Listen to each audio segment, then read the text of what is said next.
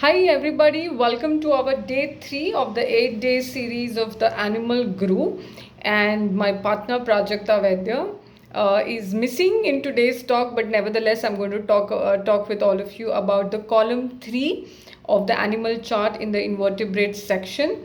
And these are the arthropods. So you have the lobsters, the shrimps, the crabs in this column, and scorpions, which are actually an arachnid, but Dr. Gandhi has placed it in the column 3 alongside the other arthropods because of its strong fire element, very angry, and other similarities.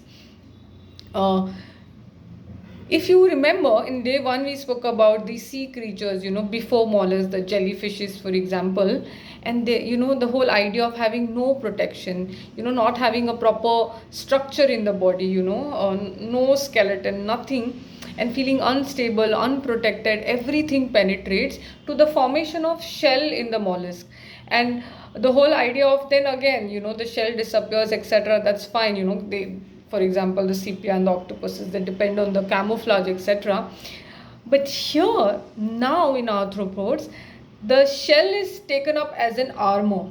So there is no shell, but the shell is in the form of an exoskeleton, the segmented body. You've seen the scorpions, for example, or even the crabs or the shrimps. So this is the whole idea. And they are now so roughened, so toughened, they can survive in unimaginable places, everywhere, to the most extreme dry lands, to everywhere. So let's take scorpion for today's discussion, just to get a little idea or hint about this column. Scorpions were, they believed to be one of the first animals to leave the water and come and live on the land. And now you can find it in, the toughest deserts in the world to anywhere. And in these millions of years, roughly 400-500 millions of years, they have hardly changed. So they are already evolved as such strong beings. They are so strong, they can carry 100 times their weight. They can go without food for days. There are some experiments which is kind of proven that it can go for months without sustenance, without any external things. They can dig holes on hard surface yards below under the ground. So they are very, very strong, evolutionary strong beings. And the whole idea is they are roughened, they perceive the world as a very dangerous place, very dry, very tough. It's hard on them, and their response, their survival mechanism is to toughen up. If you see in the provings, there's a beautiful proving by Cher, which you can read also on the Synergy software.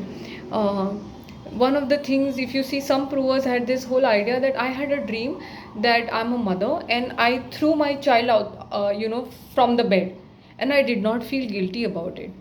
One prover said that, it's walking on the street and suddenly has this impulse, feels that the umbrella is a knife, and I wants to start smashing people.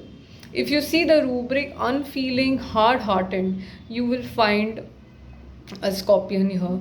If you look at kill, desire to, cuts and mutilates, desire to, hatred, anger, tremendous anger, you will find the remedy scorpion. Also very interestingly, if you study the source, scorpions, if somebody finds 2 scorpions under a rock, either they are mating or they are going to kill each other. They are loners. They just want to be alone, and any touch, any provocation is very threatening, and they're just going to sting and, kill the opposite person. They have a very elaborate mating mechanism. It can go, the mating dance can go on for hours, but it is also known that immediately after mating, the female scorpion can eat the male scorpion alive. The mother can eat the child scorpion alive. So it's very interesting that how if you study the source, and in animal kingdom it is so easy to study the behavior of the source of the animal and then apply it homeopathically to our materia medica.